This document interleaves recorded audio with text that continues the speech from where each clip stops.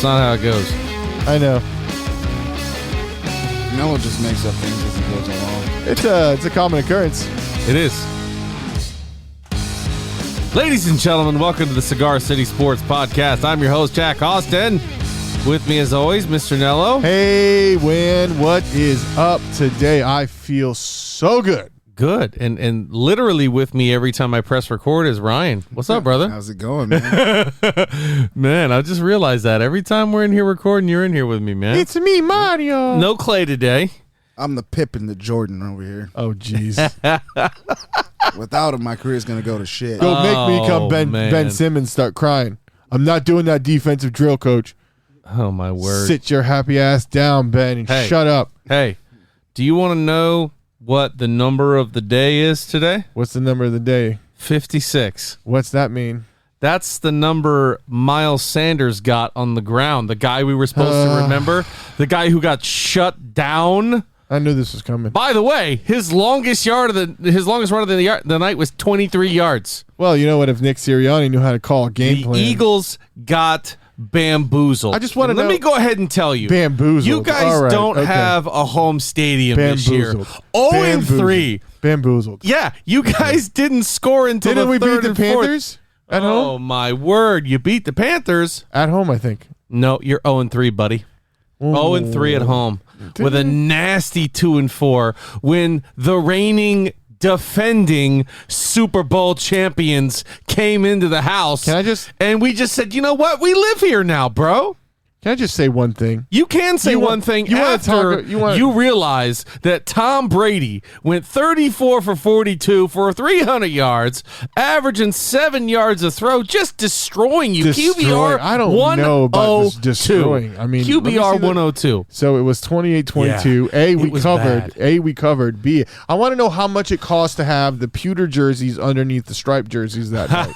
Because at that point, if we want to talk about some bullshit, let's talk about that taunting call real quick. Let's get into it. Yeah, how is that taunting? The biggest load of shit ever. We were watching it before we started, Ryan, and this guy wants to tell me that he got headbutted or he came in with a headbutt. I didn't say what video are you watching? So watch. They do make contact on the head, right? Stop. Because Leonard Fournette is getting up and walking back on the field. And I said, I agreed with you. It's a stupid call.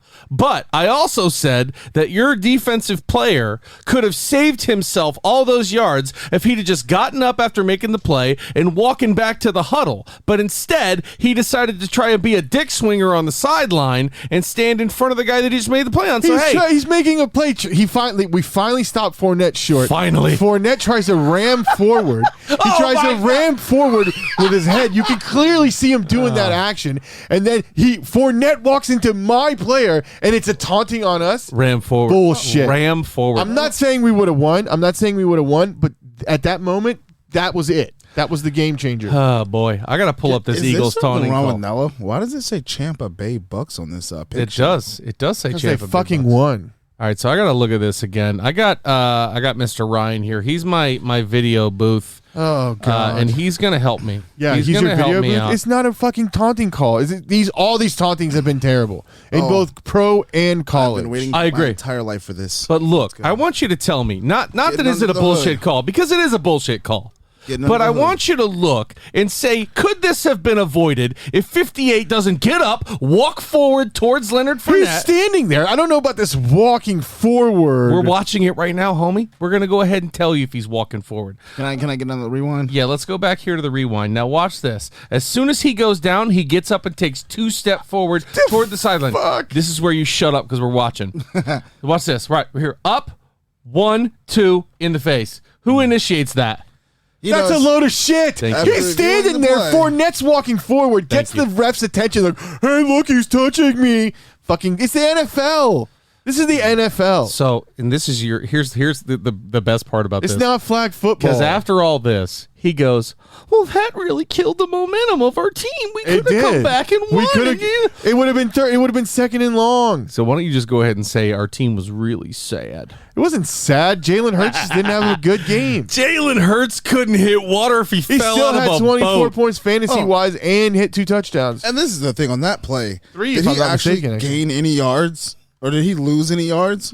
I think it went forward for 2. It would have been like he was forward. Second and 7, second and 8. Okay, God, that's unmanageable. That's unmanageable. unless you make a big play in the backfield, and even then, why you got to talk? Yeah. Yeah, for real. You gotta Football, talk. though, man. Isn't that what they do? Yeah, but if this was his team, he'd have been like, look, Leonard Fournette got up and assaulted my player, and I can't believe they I didn't would have make said it the for same 50 thing yards. I've been against these stupid-ass fucking taunting calls all year. So your biggest problem was not... No, my biggest problem was the defense. No. The secondary playing soft coverage zones and the Bucks just doing that slant, that same little that little like curl route into the middle, and the linebacker just letting him go right forward. Or the fact that Brady just rolled out at 37 on a 3rd and 6 and just made it look easy. So the problem That's such you had bullshit. was that the Eagles had so many missed opportunities on passes. I'm looking at your receiving, and the common denominator is every single receiver that's up here, except for Kenneth Gainwell, who got 2 targets, had more than one missed pass. Jalen had a bad game. Quez had 2 missed targets. Devonta Smith, Zach Ertz, Miles Sanders. Jalen Reagor got targeted 3 times, no catches. He's just inaccurate. That glorified punter. I'm pretty sure there's Punt a return stat guy we that drafted can first compare round. that to that all those players dropped more balls than Fitzpatrick. I mean, not Fitzpatrick, but Fitzgerald has an entire season Yeah. in that one game.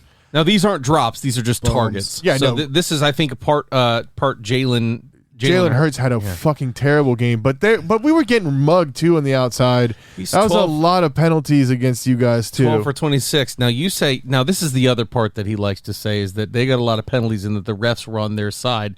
When the Tampa Bay Buccaneers set this season's record for most penalty yards Right, but you in guys a game. were mugging our receivers. We were beating you deep, and Jalen couldn't hit him.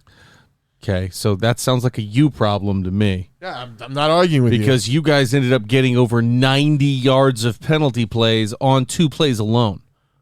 Right, but there were other plays even in the end zone where they So just you're couldn't. telling me Here we that your go. team had almost twice as much as penalties as Miles Sanders did rushing? Well, they only ran the ball 19 times. So total, you're if telling me I that the think. refs were your offense? Yeah, they were. Hey, But they were also You know who they ran were the also ball? our Achilles heel. Just 20 times last night and still had 143 yards and 3 touchdowns? Well, he's a different freak of nature. Though. That'd be the 2-2 train. I called the 2-2 gosh. train, so I don't even know why we're going there. Yeah, so I'm sorry. I could not wait. I could not let that sleeping dog Such lie. bullshit, dude. I had to let the Eagles It's a hear bad about call. it. It's such a terrible because, call. You know, It's the NFL. listen, the last time I checked, the Bucs have been going into Philadelphia and finding a good amount of success. Oh wow. Okay, It's- that's fine. hey, They won this week. what's that thing Congratulations. that Aaron Thanks for Rodgers paying me, said? Joe. What's the thing that Aaron Rodgers said? I own you. So do the Bucs own the Eagles right now? Oh, just let's keep going. What are we talking about Hey, pro football just for? tell Isn't me it about college time. Or Just whatever? tell me who the last game in Lincoln Financial Stadium was. Tell me who the last teams to play in that stadium The was. last team to play in the Vet was the Bucks. The first team to play in Lincoln Financial, the Bucks, and again the Bucks. So what happened? Were those records that the Buccaneers won? Yes. Oh, okay. We own you. Well, Yeah. I mean, All right, let's Jesus. get Where's into the college Super Bowl at football, this baby. We own you. Go with this California. guy. I was going to say, because Think if it was in Shouldn't we Philly, talk about the and Brady WNBA wins 8, champions real quick? They just got to name their WNBA stadium champions. after Yeah. Brady and the Bucks. Go ahead. Chicago Sky won the WNBA championship. Cool. Round of applause for those women. Oh, nice. No? Yeah, I got a round of applause for him. Here you go. Got him. All right, good job. So that's great. Nothing against them. I'm sure that's a great challenge, and every single one of those women would beat me up and down a basketball court. That's just not something I watched. I don't care. Me neither. I I did just see wanted to somebody shout out do to one somebody. of the chick who won, I guess, who did the recreation of the Kobe Bryant with the championship trophy Nice. pose. Cool. Have you been watching any baseball? The baseball playoffs? The Rays are out, so no. No. Once the Rays were gone, my watching of the baseball was gone as well. That Braves Dodgers series. However, is pretty good. The Atlanta Braves do look very good right now. I'm cheering for them. If I had to cheer for a team, I would go for the Braves for sure. Did you see that Mattress King guy from Houston? You know, that old man that always bets on the Astros to win the World Series every year. If the Astros win the World Series this year, he'll have the largest payout in Las Vegas history. Do you want to take a guess at what that number is? Tell me right now. $36 million. Holy shit. Wow. All right. Well, let's get into college football. Wait, because one more thing before we go For into college. fuck's sake with this guy. What else do you want to talk Oh my about? gosh, Serie A this week. Napoli, 8 wins in a row, undefeated. I'm wearing my Napoli gear out. Just want to let you know. And now, let me tell you wins. something. Not only is he wearing all Napoli gear, there is not a single yard of fabric that is Eagles colors this year. This guy came in, tail fully between the That's legs. not true. I got Eagles like, flippers on. I want to talk about some football. I mean, European football, not the football I suck at. Wow. I got Eagles flip-flops on. Don't play with me. Okay. All right. You get your Eagles butt plug in too? Oh, wow. Harsh words. That's not very nice. Let's go college football finally. Can we can't put it in there. It's sore. Can we go college football? When are we please? getting this uniform? I got a lot of people that want to see the video of me dancing in this Dallas Cowboys There's a uniform. lot of people that want to see that. That's for sure. Great things come to those who wait. Because Because I'm sure you're gonna want to book something, and we're just gonna add more Just and gonna more keep to going. I can't believe this is actually happening. At what point? It's by the time it's all said and done, he's gonna end up having to wear it and run through Dallas Stadium. And he's gonna have from the to. He's 50-yard gonna have to call line. Jerry Jones daddy. Oh my gosh. Oh boy. So speaking of college football, Yes. there's a lot of pretty good games last week. What do we think was the best game that intrigued you the most? So I was at a wedding for most of these games. I didn't get to see much, but the game that did intrigue me that I was ready to, Ryan was at that wedding with me, was Georgia-Kentucky. That was the biggest game that I wanted to see. And Georgia did exactly what I thought Georgia was going to do. They're the best team in the country. There's no denying that right now.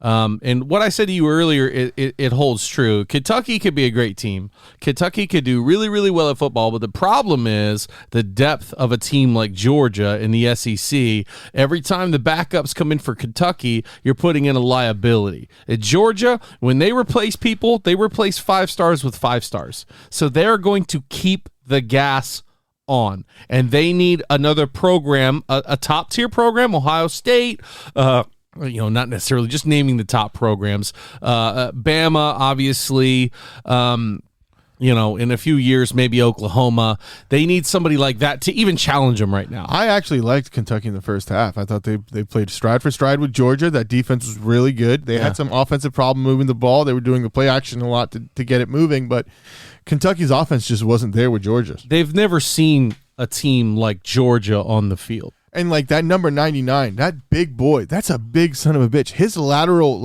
he is a shifty mover going left and right. Yeah. Tackles are having trouble with him because he's that good. His swim move and his lateral movement jukes is nuts. He's making these offensive guards and tackles look real silly.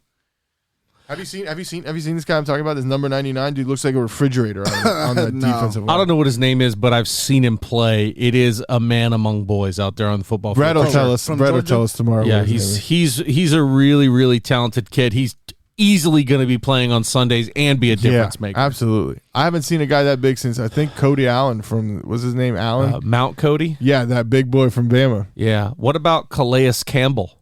That's a big son of a bitch Bro, too. Yeah. I saw a clip of him the other day where he was some linebacker. No, he was tackling a running back or somebody doing whatever, and they get up and they're like, "Bro, get away from me! Like you're too goddamn big. You make me look small." He's like, "Get away from me! Get away from me!" Yeah. I don't know who that was. That was before this week. Who'd they play last week? I don't know. It was a Carolina game. Oh. Yeah, But it might have been idea. waves back, and I was like 6'8", 300 pounds. Holy shit! Like I didn't know Jesus. Calais Campbell was that big. Let's stay on track for this one though, man. Yeah, he's a huge dude, but that kid. That's what he's going to be, man. So good. He's going to That be a whole monster. defense, I'm that defensive excited line. to see the SEC championship game. Like I said, I want to see Evan Neal and that kid line up. I want to see who wins that battle. Unfortunately, it's really sad that there's nothing really with Florida just looking like complete dog shit against LSU. By the way, good pick on that, Ryan. I had Florida winning easy. I never thought LSU would be able to score and put up points with Florida's offense. And Florida God, has- Emory Jones, holy shit. Get it Florida together. has had trouble in Death Valley, but that's not fair to say because most teams have trouble in Death Valley. But I mean, but LSU's Achilles heel has been scoring points, and they were just scoring at will, running the ball up and down the field. Yeah, Brad Johnson's kid, he really had himself a game. He was doing well. I mean, he wasn't like completely dominating Florida, but he was game managing enough to keep them moving. I'll tell you what game I was really hyped for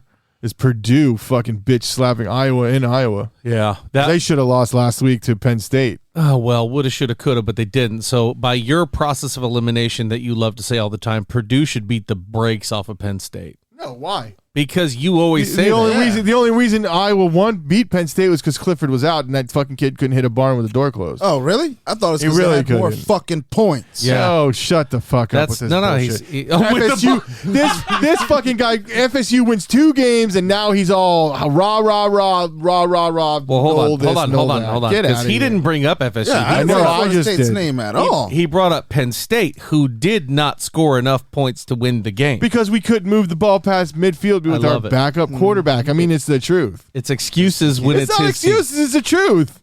That you couldn't score enough points to win. That offensive, the backup quarterback couldn't hit a receiver to save his life. Every team ever, if they just could have scored more points than the other guys, they would have won. Well, like Bama, if they could have just scored more points than Texas A&M, they would have won. Well, what game did you like last week? What game did you like last week that I honestly really didn't stood pay out? any attention. I knew I was going to be going to the wedding, so I was asleep actually until right beforehand. Yeah. I'm old, bro. I got to take naps before I do things. Another one that I'm upset that they lost. I thought Texas had Oklahoma State in the bag. I thought they were going to take care of business. I expected more from Texas at home, and I still think they're on the trend upwards. And that's not just because they're coming to the SEC, but Sark has definitely done a good job of trying to turn that program around. And hopefully Texas isn't incredibly stupid and turn him around after 1 or 2 years. No they way. need to, Sark they need will to be keep him working because he will build that program 100%. By the time they get to the SEC, I think we're going to see a major spike in recruits wanting to go there as well. Well, Mike Gundy's still got Oklahoma State, has always got them ready to play week in and week out. So it's not bad. And you know what? What other game that I kind of was and really enjoyed was that Baylor game. Baylor's running up and down the field. Good job to them. Yep. I thought that they were just too hot and they were at home. That's why I went with them, and they proved me right. The team that proved us all wrong, I don't know if anybody picked Utah, was Utah going against the Arizona State. No, we all consensus Arizona State across the board. Yeah, and that was an ugly game. Utah came ready to play. They looked really good at home. They were very consistent. They were very efficient, so good on them. The team that's dropping off that's making me sad, though, too, is Arkansas. Yeah, man, I feel bad for them. They are always in games, and then that final couple of drives, Jefferson just looks gassed. He's pushing. He's doing so much with very minimal talent. Yeah. And that defense just lets them down every time. Not just that, but Bo Nix actually had a decent game. He actually came and showed up and played a good game for them, which, I like that Jefferson kid, though, man. He's hit or miss. I like Jefferson, too, but he needs to be able to do more than run the ball. He needs to be able to be able to pass. Laughs and in Lamar Jackson. Well, yeah, right. Let's start from the top and go. We already talked about Georgia, Kentucky, and I had Kentucky just to be contrarian. I figured it was a long shot, but whatever. We all got Iowa wrong. No one took Purdue in Iowa. For sure. Cincinnati rolled. We all took that one easy all day. And that was an easy win for them. So I got a comment for Brett, though. I mean, this team has done nothing but prove that they belong and there. Win, right? And he made the comment, and hey, we all make comments on here. Look at Nello; he books everything. Wow. But that Cincinnati didn't belong in the top 4 because last year they were a Peach Bowl participant, and last I checked, last year they were in the Peach Bowl with Georgia. Yes. So, I mean, I don't agree with that. I think there are some teams that definitely get a little higher than they should, but Cincinnati isn't one of them. Because last year, before they played a very good Georgia team that played an all-SEC schedule, which is incredibly hard, they were 9-0. So they have proven, they've got the track record that Cincinnati belongs to be playing big boy football. Yeah, and the coach is really good too, Fisk. He's a very, very good coach. He's turned that university around. If they get to keep him and he gets to turn it around, do they deserve to go to the playoffs? If they run the table, sure. If they run the table, will sure. they do good in the playoffs? That's I don't know. That's a great question. It's a matchup thing. It depends who they match up against. If they get a Bama or Georgia, which will all depend on that SEC championship, because if Georgia loses, he's making the point that we've always used to try to beat into him where teams don't belong, like Appalachian State. No, they should be there. They should be there because they run the table. He's literally making our point right now. No, He they doesn't should even know it. Proving our own point to us. I'm saying they should be there. I'm saying they should be there. They're going to get whooped, but they should still be there. I agree. If they run the table, they run the table. Yeah. If they run the table, that nobody should unseat them because nobody's strength of schedule is that strong to leapfrog them. So we had this conversation. Georgia, Bama are going to play in the SEC championship. Yeah.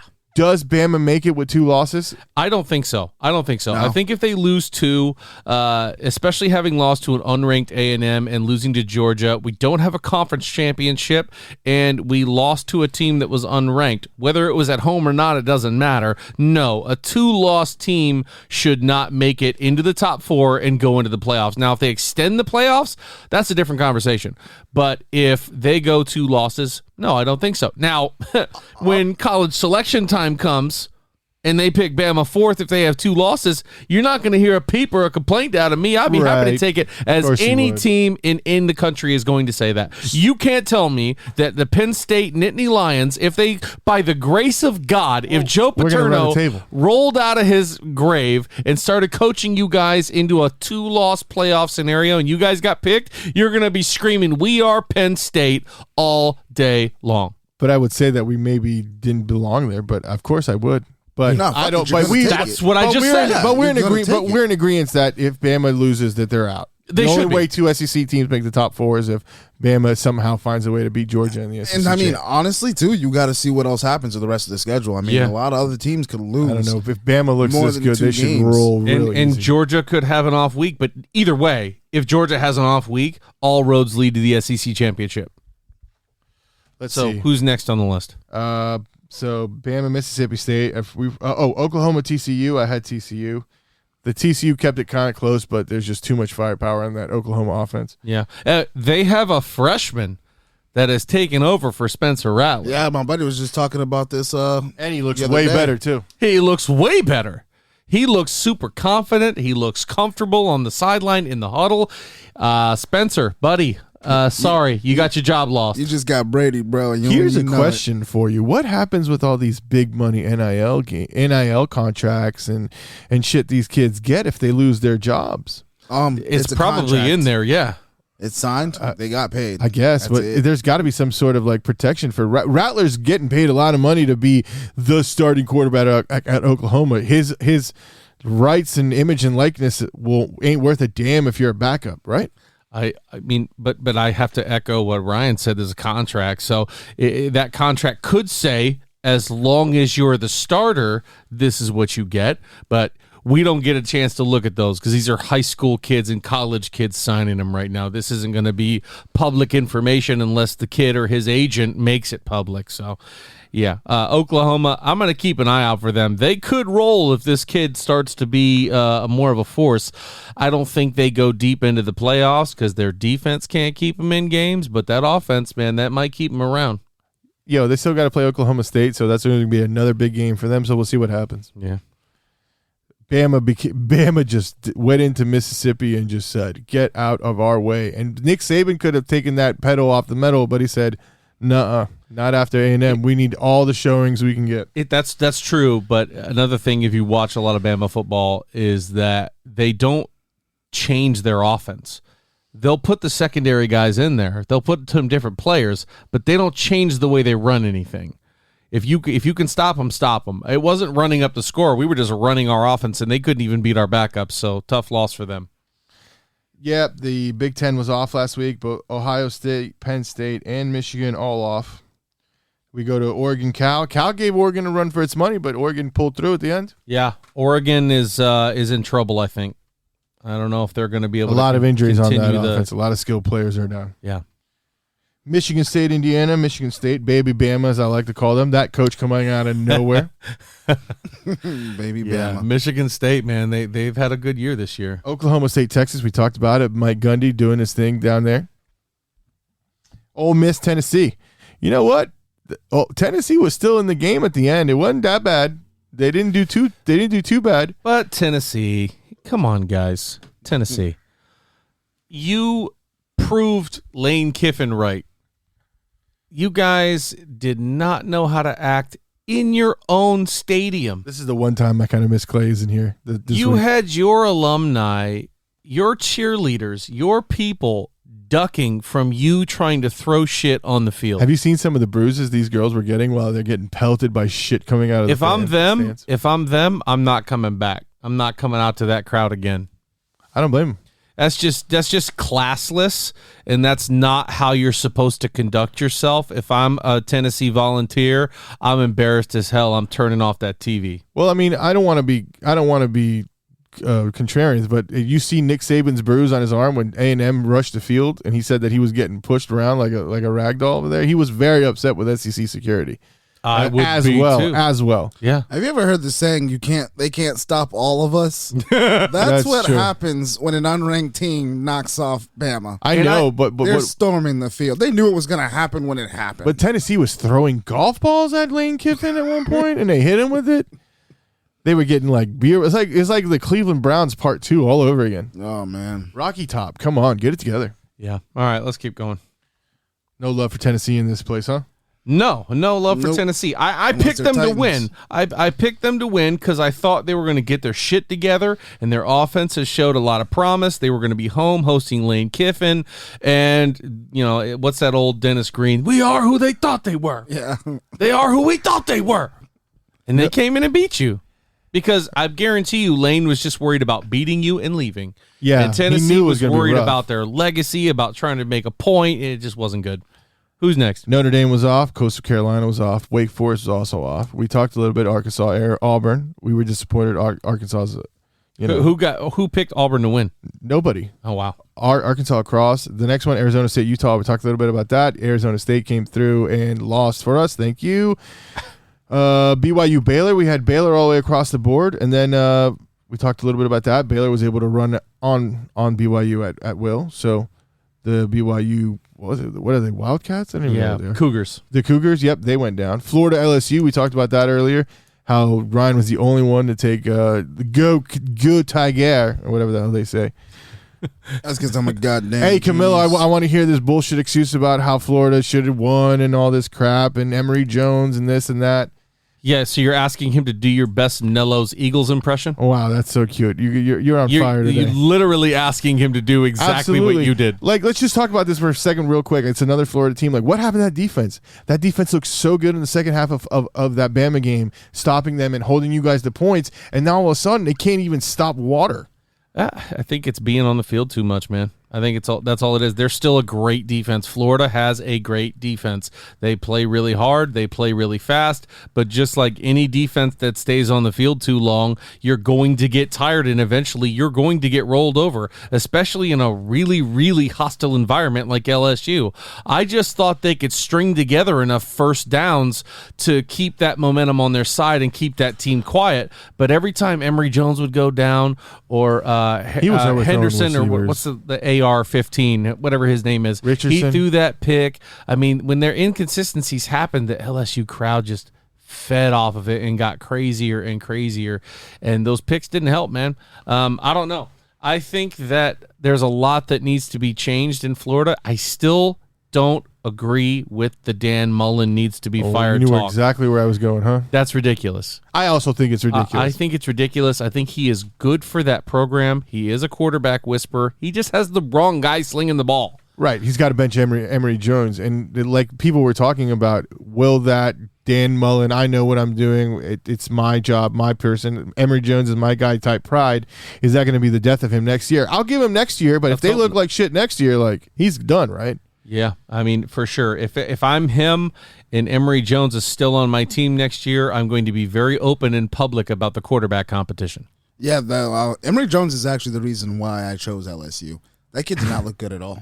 Like, if I'm Mullen, hey, you want to play cornerback?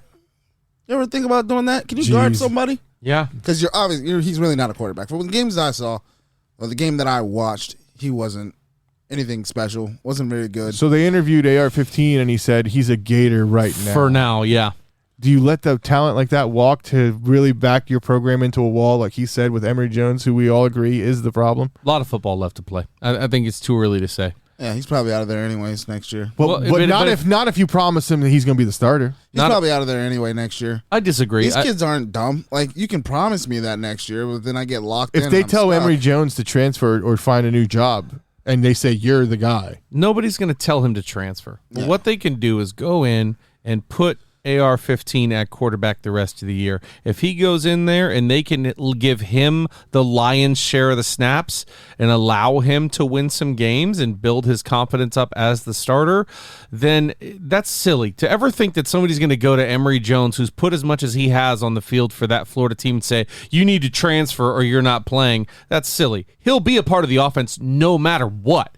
It's who's going to take those snaps and move that team down the field, and I just don't think that's him right now. He is a good player for change of pace. He's good for when you're trying to run the ball and trying to confuse coverages on the defense. He's got a lot of value, but he's a one-trick pony right now. He can run and he can do that, and he can direct some defenses. But when you know he's all you got, you pin your ears back and go after him because you know he's not going to make that elite throw to beat the secondary. No arguments here. I think that at that point next year, like I said, you have to think Richardson's got to be the guy. I do too. Oh, and the other reason I picked LSU over Florida is just because fuck them boys. 21 gosh. Texas A&M at Mizzou. Texas A&M rolled really easy. That running back for them is really, really good. NC State, BC. Spiller. NC State took out BC easy. I think I picked BC to win that. Did I? No, it's NC State across the board. Okay. SMU was off. San Diego State won as well. Tulsa, USF.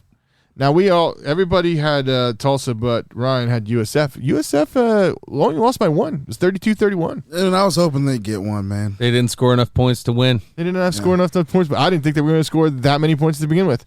And then the final game here, Florida State won.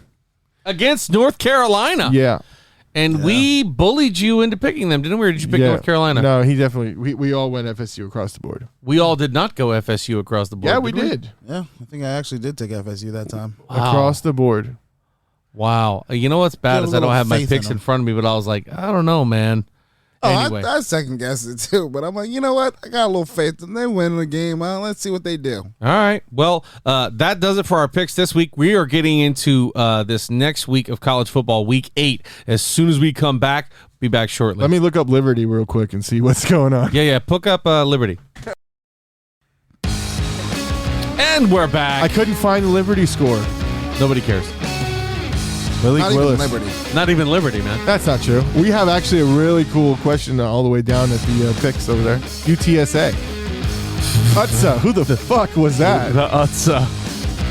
They're the Roadrunners, man. You didn't know that? No way. Didn't even know San Antonio had a university. So. We didn't Google that before we started. No, of course not. I knew that off the top of my head. All right, let's get into our picks for week 8. The Kings are off this week. The Georgia's Bulldogs off. Getting ready for that big game next week. Yep, Bulldogs versus the get a week Gators. off. And that's going to be their last true test before they roll into the SEC championship game. And if you want to call it a true test, that's fine. But the way the Gators are trending, I don't know. Because, and again, I hate to do this, but Georgia's they're not going to get tested. But everybody's coming into Athens are going to face Georgia like they're the national champions. They're the ones to beat. They got the targets on their back, so everybody's going to play Georgia hard. Go ahead. So Georgia's off. Cincinnati Navy. Hold on. Wait a second. My bad. I didn't mean to interrupt you. Go ahead. You're good. Georgia's playing Florida next week. Let's just go ahead and congratulate myself and Anthony Brown on Florida taking 4 losses. Oh, shit. Oof. Bravo. You guys called something that I didn't even see at all. I didn't either. I thought it was kind of wild, but that LSU was the only team that I was like, LSU might get them. Other ones I did not see coming. All right, let's get into Cincinnati and Navy. I got Cincinnati winning this game. Cincinnati all day, right? Nothing against our midshipmen and our servicemen. We love you, but Cincinnati's coming to town. Then we got Oklahoma, Kansas. Oklahoma for me. I don't think Kansas has the offensive power to play. Oklahoma. Yeah, with the freshman playing the way he's been playing, Oklahoma is back to that auto pick mode when they're not playing anybody who's legitimate. Alabama, Tennessee, not in Rocky Top. Homecoming game. This is in Bryant-Denny. Alabama's going to squash them. Alabama. This isn't even a question. Next up, Ohio State, Indiana, OSU. That's who I got. I got the Buckeyes coming back off a week of rest to kill Indiana. Got Ohio State. Yeah, next week's big game. Penn State, Ohio State playing at the Shoe. Whoa.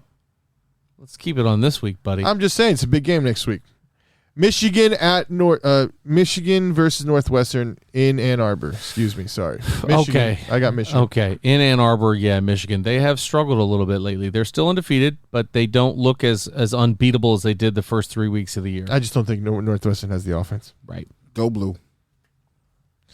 We are Penn State versus the Fighting Illini in Happy Valley. Penn State obviously rolls easy. Again, yeah. But, yeah, it's in Happy Valley. Penn State's they're coming off some good momentum. They're going to kill them. Eye contact. I'm going to take the Fighting Illini. Go ahead. No, I'm actually taking the Look to me.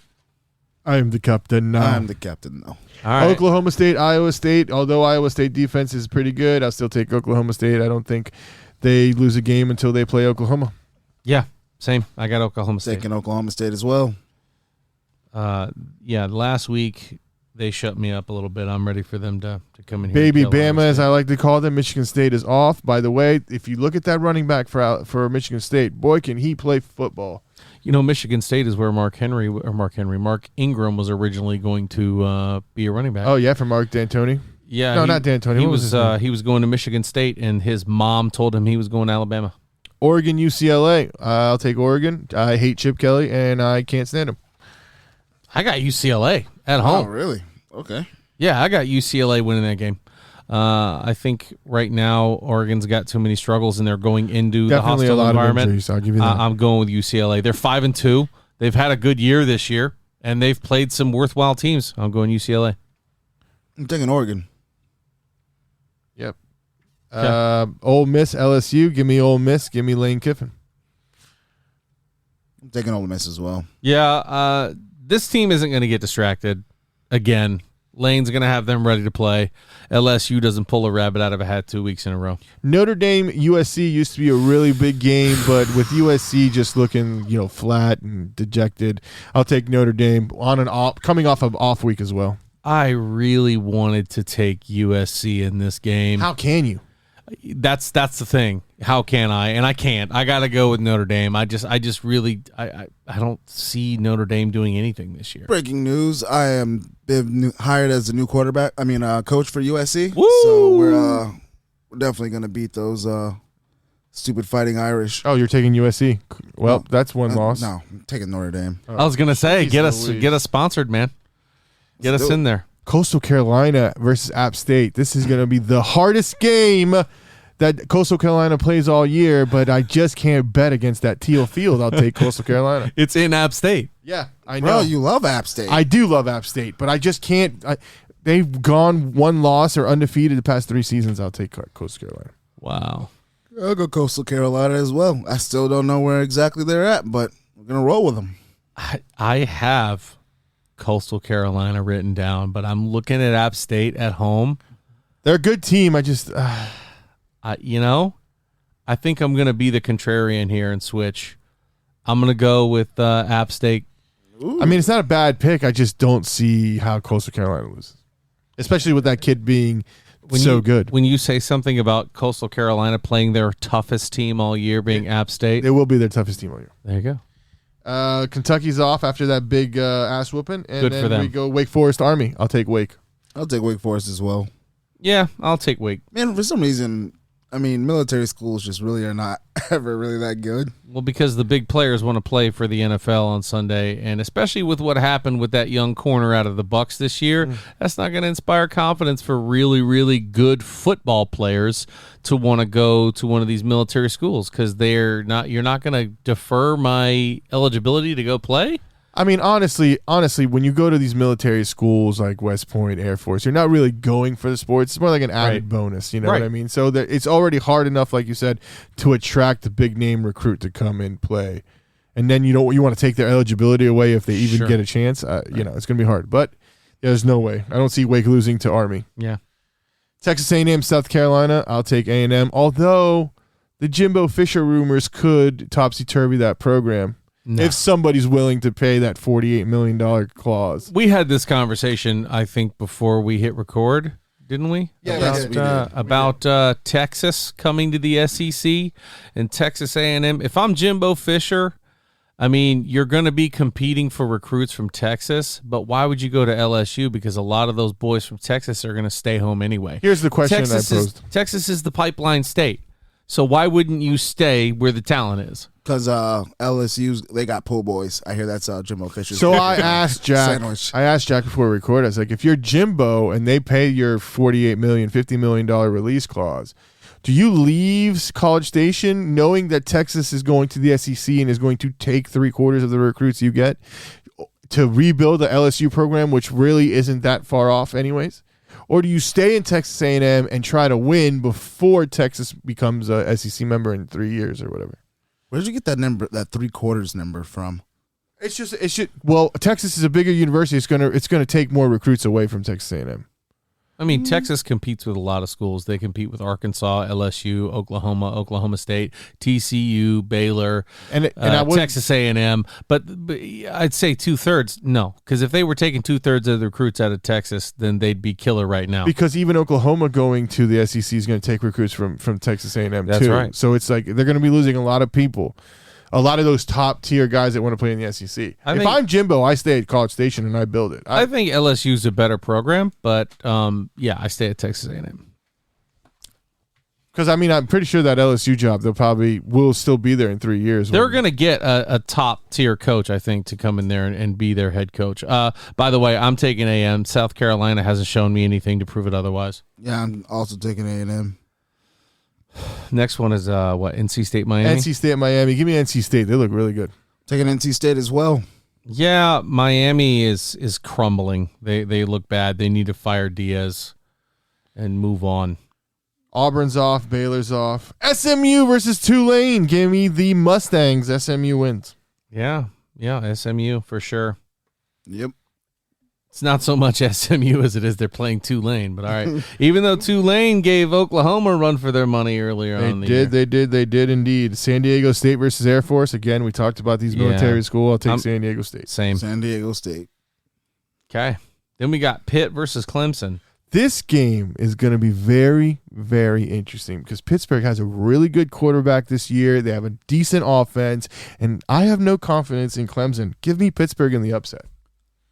Well, I don't know how you call it an upset Yeah. when Pittsburgh is ranked 23 and Clemson ain't ranked at all. Yeah, I agree. And it's in Pittsburgh. Yeah, I'm taking Pittsburgh just because Clemson's just a shell this year. I am too. I'm taking Pittsburgh as well. I think that and Herbie's been on Pittsburgh as well. He's been saying they're just a fantastic team. Keep an eye out for them. I'll go with Pitt. And then here's the fun one. UTSA Roadrunners versus Louisiana Tech. I didn't even know it was a university until today. La Tech, I don't know much about you guys. I'll go with, let's say if they're ranked, they've been doing as well as they have. The Roadrunners, baby. Yep, I'll take them too. This is an interesting one too, because I think this team had a lot of high expectations at the beginning. One of these teams had high expectations. One of them didn't have really high expectations, and they have completely flip-flopped. Yeah. The team with the really, really high expectations has shit the bed all year long, and the team with literally no expectations has been surprising people. I'll take Purdue. This is the first time I think I've picked against Wisconsin all year, but I'll take Purdue. Give me those Boilermakers. They like ruining people's days. I love them. Yeah, I have no confidence in Wisconsin's quarterback at all. I'll take Purdue as well. Yeah. And then let's go UMass. FSU versus where Staff Sergeant Dignam fought his transcripts.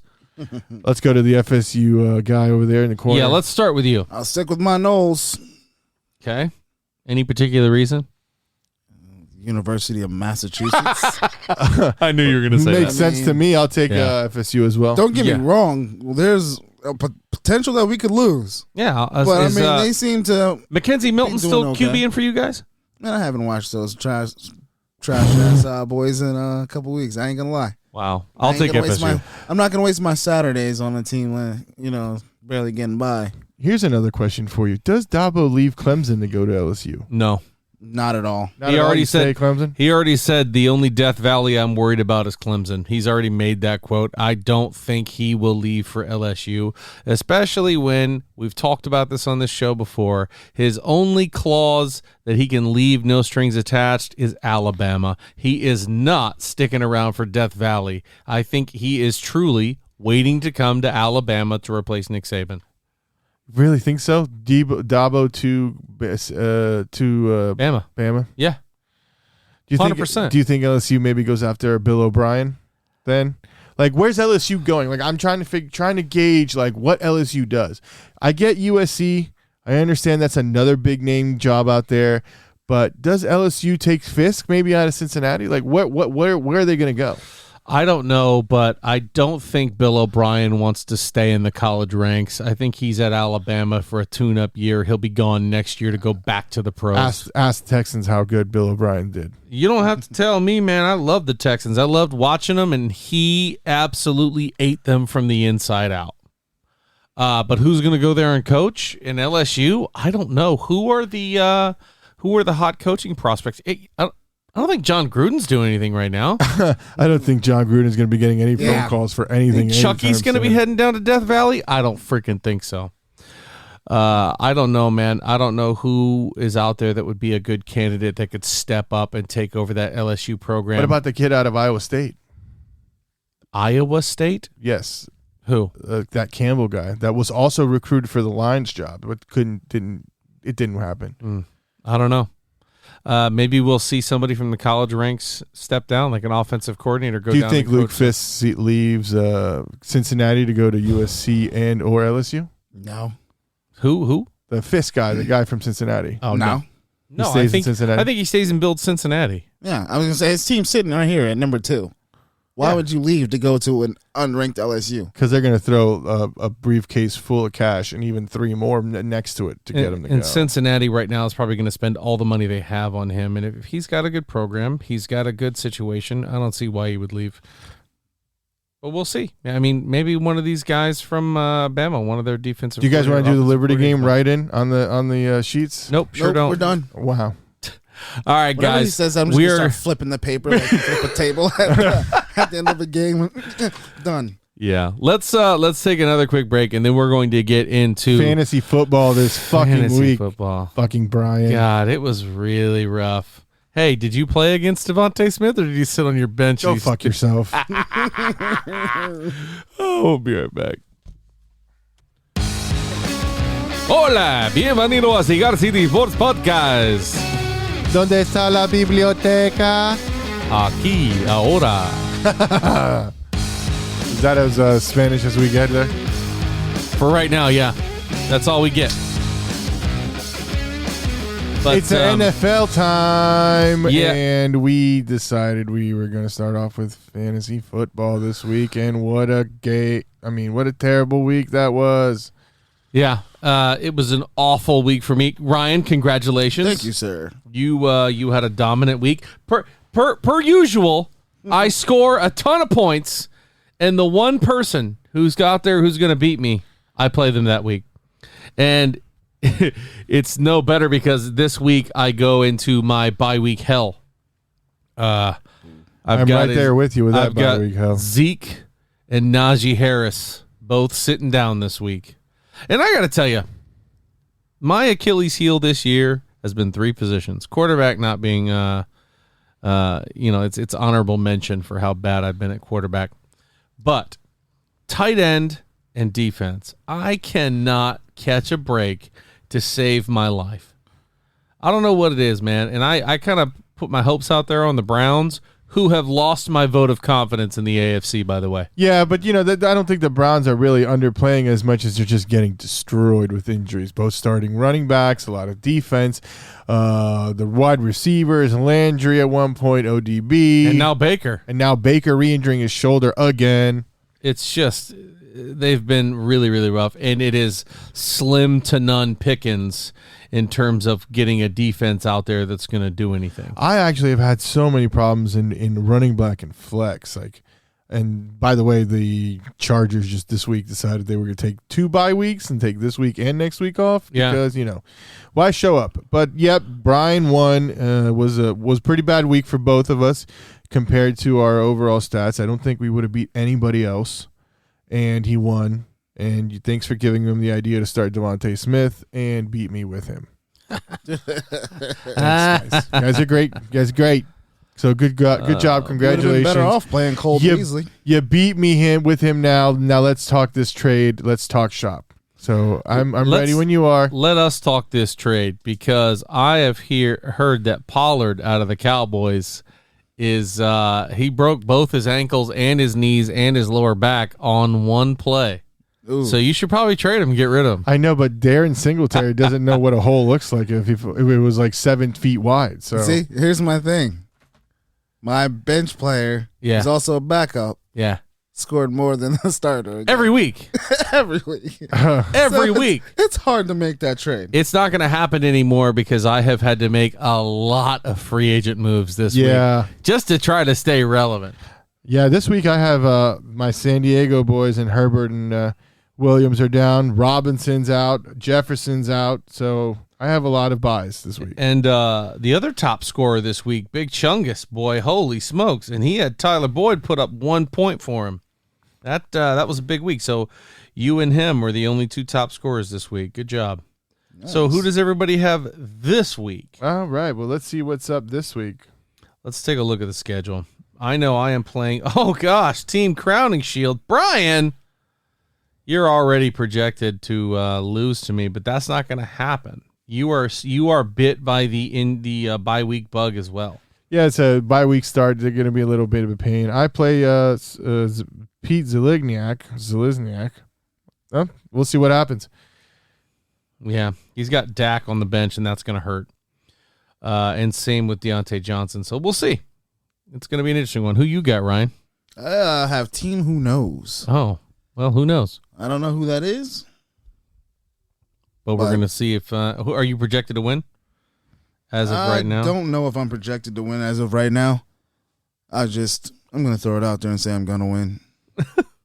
Did somebody lose last week, though, that is not here because he had other obligations which he could not attend tonight? Mr. Penn is mightier than the hurricane, took his big and first L of the season yesterday. I'm so glad you brought that up because he's still leading in points and he's still hey, I'm just saying he took an L last week. That's all I'm saying. Okay. You're going to jump on the fact that he lost one even though he's still What are we supposed to do? Not bring up that the guy who was undefeated lost? Yeah, you can sure bring it up, but you're kind of singing it there, buddy. You know what I mean? And I wasn't singing anything. I was just letting everybody know that he took an L. Hey, man. So Brian, who's the leader of the other division, has lost as well, and I'm playing him. So hopefully he gets 2 losses. Jeez Louise, man. This has been tough sledding this year. I wonder who's going to get the Cleveland Browns running back, Dearness Johnson, because, I mean, everybody's waiver wire is going to be light up red. Pick up. Yeah, it's bad. It's bad. But there are going to be some real treats on the waiver wire after that because some people are going to have to make some tough decisions. So I think there's going to be some value on the waiver wire, but we'll see. All right, let's get into the pros. We already talked Bucs Eagles. There's no need to go into any more on that. Well, I think Nello's got the point. He realizes what? The Bucs own the Eagles. What are you talking about? There's no conversation that was never. to be had. I never said those words would never come out of my mouth. I just want to know how much it costs to have pewter jerseys under the stripes. Yeah, you said that earlier. Then we proved you wrong, but that's okay. I proved you wrong on your biased. Keep going. Oh, am I biased? We actually won. Yeah. Who's biased now? I know that pewter jersey underneath. Word. I don't want to talk about this anymore. We promised we wouldn't go into it. We talked about this all. Big news out of Las Vegas. Yeah, the win. That was a shocker. You want to go through the picks from last week? You want to do the picks? You want to talk about Gruden getting fired? Where you want to go? Maybe shoot off some hot takes off the NFL wire or nothing? I mean, Gruden getting fired with what came out about him is no surprise. A lot of people have, fallen victim to cancel culture, and I'm not saying it's not deserved. By the way, we're watching the Avalanche play the Capitals, and they just got a shorthanded goal in the 5-hole. Sorry, Caps. Sucks to suck. Yeah, he beat him pretty nasty there. Yeah, the Gruden thing was inevitability. I just don't like whoever's leaking these emails. I get he said that and that's not cool, but to try to save your own skin by making, like, if I'm sinking, I'm taking the whole organizations down with me. I don't know. And that conspiracy theory that maybe Goodell just wants to see the Raiders fail, like, I don't see that either. I don't either. I don't think that's a thing. But yeah, Gruden, buddy, I mean, I think it was really stupid and really ignorant of you to say the stuff that you said, but we're moving on. Goodbye. Cam Newton got his vaccine and he's ready to start. He's waiting for somebody to call. Nobody's calling, Cam. Nobody is picking up that phone for you because I'll call you, Cam. Who's going to take all that attention on their team right now that actually needs a quarterback? I don't see anybody doing Let's look at it. I mean, the only team I can think of right now maybe is the Washington football team. They might have something there if Cam can come in. But other than that, looking at the teams, there's nobody that doesn't either have a young quarterback that they're developing or have somebody kind of solid right now that they're working with. I mean, I don't Houston? know. I was going to say the Texans could use it. Davis Mills is ugh. He's not. Ugh, he's actually efficient. He's just not getting any scoring positions. Well, he doesn't have any players on offense. Exactly. I think Davis Mills is one of those guys who falls under the younger player we're trying to develop category, especially with Deshaun Watson not being out there. And who knows when we're ever going to hear from Deshaun Watson again. Right? I mean, they say there's a lot of rumors that saying even Shefty and Ian Rappaport are saying that he could get traded before the deadline this year. Wow. I mean, I don't see that being a major I think that could happen for sure, but I don't know who's going to have the capital to get him. Honestly, I don't think his price is going to be that high anymore. I don't know. I mean, he is a generational talent at quarterback. And Tennessee, you're in Tennessee. Texans are going to want to get something for him. They are. But I mean, with all those legal problems and issues, you're lucky. I'm surprised he's still eligible to play. Right. This isn't. I punched because a girl in the face they're once. they're civil. They're civil. That's why it's not going to be as big of a thing. If I'm not mistaken, all of his suits and all his stuff that they're talking about right now is being handled civilly through court. Yeah. He doesn't have any actual criminal charges. There are 10 cases that could be taken to criminal court, I was going to say I saw something but they haven't been finalized. Right. And if they do, that changes the conversation. But as of right now, that's not a thing. So looking at these teams, looking at everybody on our list of NFL teams in front of us, I stand by what I said. The only team that's going to maybe make a move to try to get a hold of him would be the Washington football team. Nobody else. You were talking about Cam, yeah. Cam. I don't see that either. I don't see him going back to Carolina. I don't see him going back to Ron Rivera and Washington after Ron cut him in Carolina. That's a good point. I completely forgot Rivera was there. So then that leaves it with nobody to come try calling him. Yeah, not really. I mean, I don't think Giants still have Danny Dimes, and this could be his last year. And Wentz looks good in the Colts uniform, so they're not going anywhere, right? Yeah, no, they're not. And Detroit is not doing well. But Goff, they paid a lot to get him too. Depending what happens in Cleveland, if Baker's shoulder is as messed up as they say it is, he could get a call there. Yeah, he could get a backup call. But like even Chicago's got Justin Fields. Well, you're not bringing that guy in. You're paying Nick Foles $50 million, and you got Dalton at $12 million this year. Yeah, it's a lot. So they have a surplus in QBs over there. Yeah. So what other games did we watch? How about the Pittsburgh Steelers taking the Seahawks to overtime and winning the game? That was a good one. That was a great game. Very good game. You could say that Geno Smith is Geno Smith, but I think he played a good game given the circumstances that he hasn't taken a real meaningful snap in like years. Yeah, I agree. That was not my expectation, was that it was going to be an easy game. I thought the Seahawks actually had the upper hand going in, even with Geno Smith. Just because it wasn't really that dominating of a team in Pittsburgh, they've had struggles. So and Collins was running the ball real hard, 101 yards total offense and a touchdown. Jaguars got their first win. Yes, they did. Let's just go through the last week's games. Why not? Yeah, let's do it. So we talked about Bucs Eagles and how the Eagles got screwed because the refs were wearing pewter underneath. So let's go to the next Bucs game had in more England. points. Yeah, whatever. No, let's go to the next game in England. Dolphins, Jags. Jags pick up their first win. Urban Meyer said that the locker room atmosphere and excitement was that of winning a national title after they won that game. That dude is not going to be in the pros very long. He is just one of the worst coaches. Now that I look at him and his record, his track record, sure, he's a national champion, but when the tough gets going, he gets gone. And this is not going to be the exception. I don't think we're going to see an Urban Meyer-led Jacksonville Jaguars very far into the future. This guy keeps doing everything to compare it to college football. It's not college football, buddy. And I'm sure your professional athletes that have been there, done that, are like, dude, shut up. We're done with this. Grind. I just picture him as Red Fox. I'm coming, Elizabeth. It's the big one. You know what? Just having fake heart attacks left and right. You know Do what? something to get him I out of like trouble. Trevor Lawrence. I don't care what anybody says. Trevor Lawrence has grown into that Jacksonville starting job. Robinson is still a top 10 running back. You know, Meyer may have his problems off the field and he may have his problems getting that locker room, but I like the way Jacksonville's going. And I mean, the complete rebuild, I mean, it could actually work this time. They got a good quarterback. It's on Trevor Lawrence. It's on Trevor Lawrence for that. It's not on Urban Meyer. And we don't even know what Etienne looks like yet because of that Liz Frank or whatever the hell's wrong with his foot. So the jury's still out there. Will it be Meyer? I don't see how he can leave, but, you know, who knows? No, Lawrence is a legitimate talent. That's why the Jacksonville Jaguars got their win. They leaned on him, and he delivered. Does Miami pull the trigger on Watson like they keep saying, or is Tua really their guy? I mean, Tua didn't look too bad coming back off of injury in against Jacksonville in London. He didn't. I don't think they're going to make the move for Watson. Just too much pending right now. Yeah, I was going to say, I think they wait until maybe his stock drops a little bit. Yeah. When you got all that trouble behind you, just wait. Yeah. You know, they want, 5 picks for him or something like that? Yeah, that's insane. Especially to go to another dumpster fire. Especially in the situation he's in. Because let's talk about this. The Texans weren't perennial playoff contenders with Watson.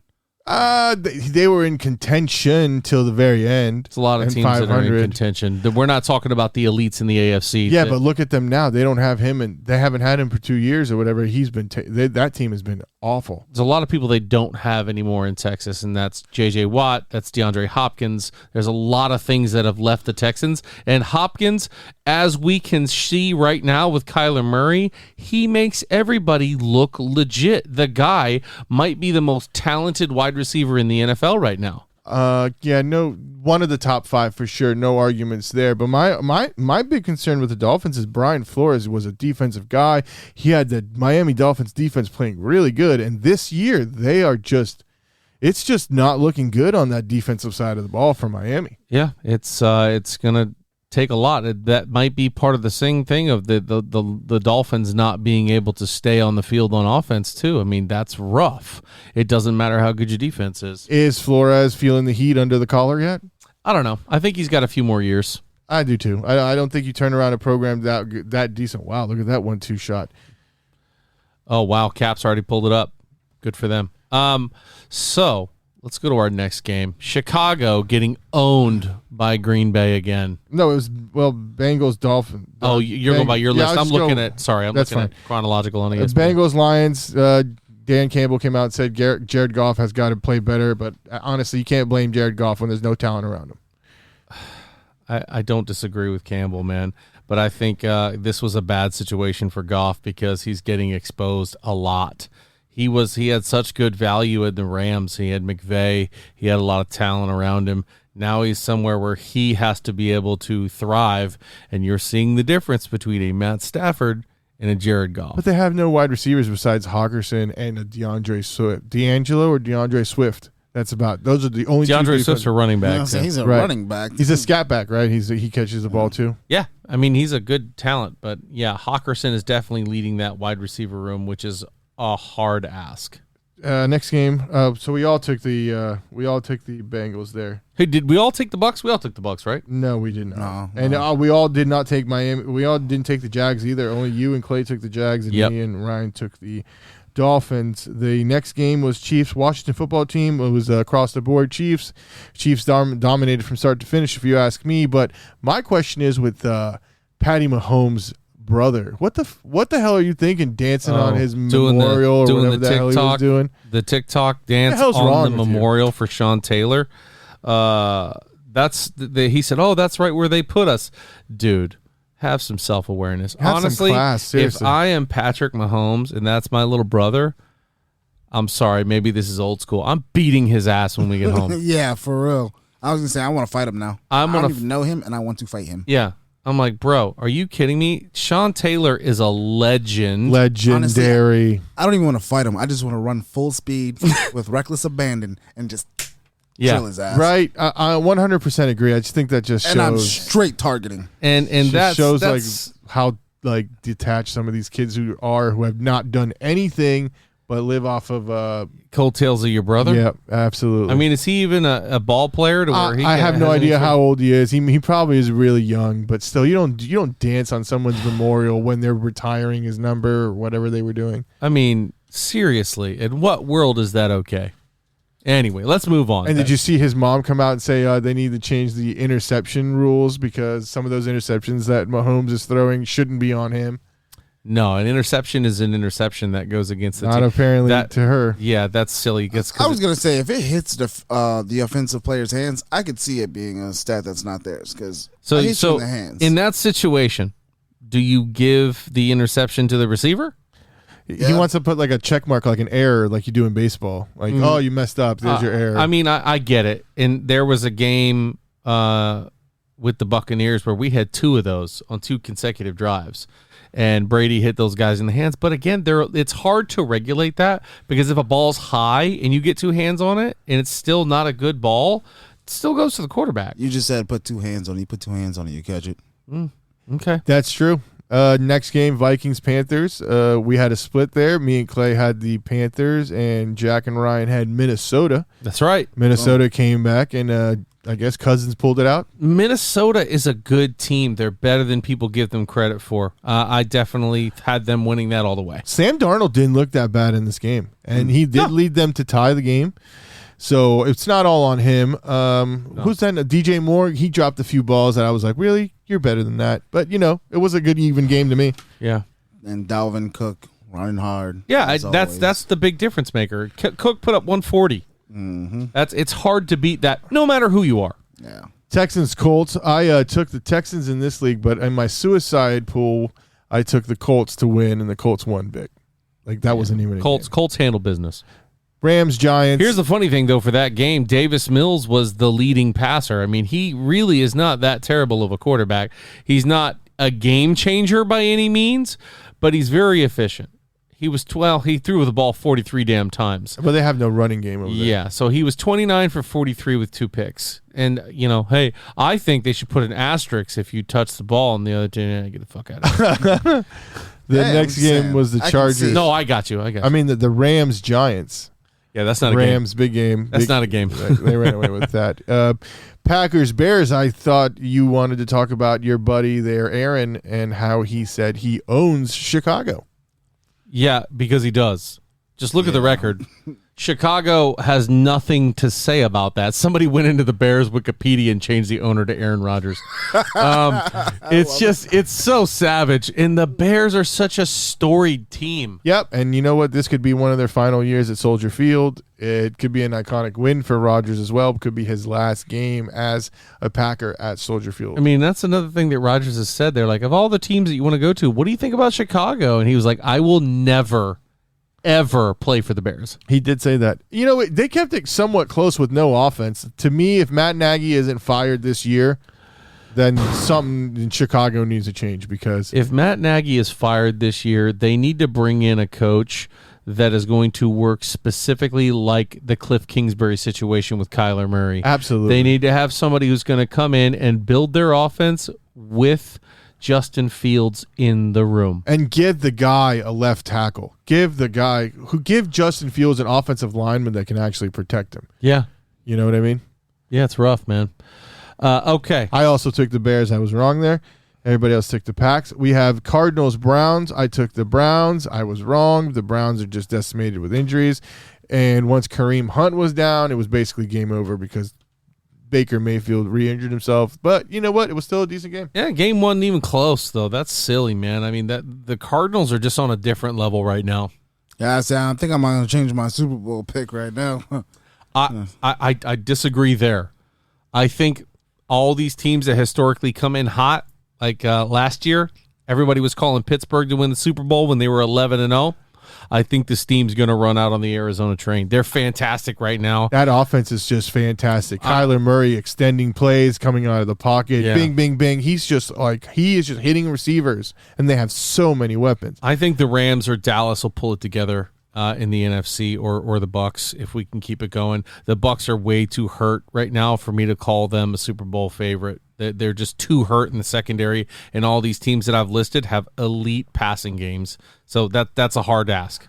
Ravens Chargers this week. What a game. I told you the defense would determine the game. It was between Owe and the Ravens versus Bosa and the Chargers, and the Ravens defense, wow. And I took the Chargers. Me too.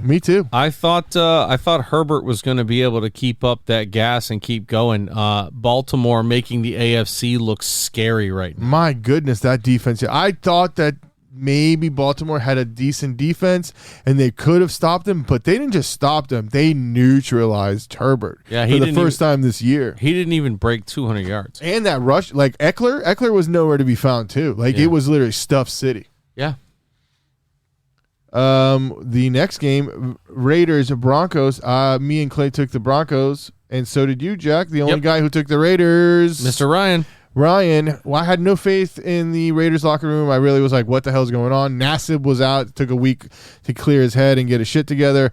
Did he really? Yeah, he did. Yes, he did. And they I did not think that the Raiders were going to look that good, and they spanked.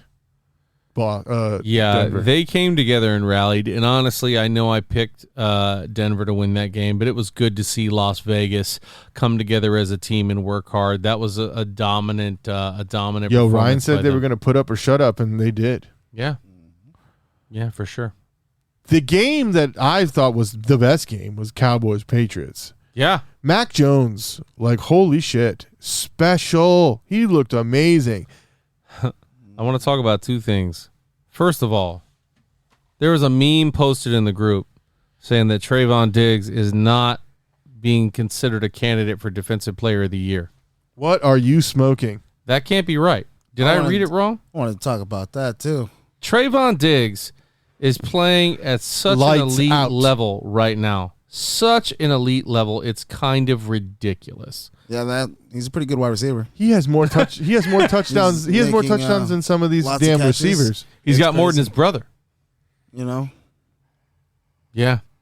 I gotta find that one. How about Mac Jones throwing that pick six and then going right back at him in the next series for a touchdown? Fearless, ice in his veins. They say Trayvon Diggs is a pick machine, but he is not the Defensive Player of the Year, nor a top 5 cornerback. Right now in this league this season, you name me 5 cornerbacks that are better than Trayvon Diggs. I couldn't do that. You are lying. You're going to get to number 3 and be struggling to find somebody that's doing better than Trayvon. 100%. He's playing lights out. Like I said, wow. And Dak Prescott put up 445 yards. The Cowboys are red hot right now. Leave it to 2X Eagles to drop the ball. Aguilar couldn't make the catch, and Patty Mills not Patty Mills. The Green Goblin left our boy wide open for the touchdown, CeeDee Lamb. Hey, you said 5 corners that are better than Trayvon? Yeah, I can't wait to hear this. Trayvon. Oh, okay. Trayvon. Okay. Because he catches hot fire. Yeah. I was going to say, I was going to write this down. I'm legitimately looking at the teams, and the only guy I can look at right now, the only 2 that I can be like, yeah, I'll put them in the conversation is Jair Alexander, who's hurt right now. Who's hurt, yeah. And Jalen Ramsey. Those are the only 2 guys that I can say you're up in the conversation. Yeah. There's nobody else right now playing at his level. Tre'Davious White's playing lights out in Buffalo, too. He is, but I'm not putting him over Trayvon Diggs because Trayvon is very much more lights out. That's true. Nothing against Tre'Davious, but who's playing at Trayvon's level right now? Nobody right now. He got a pick 6 in this game. Yeah.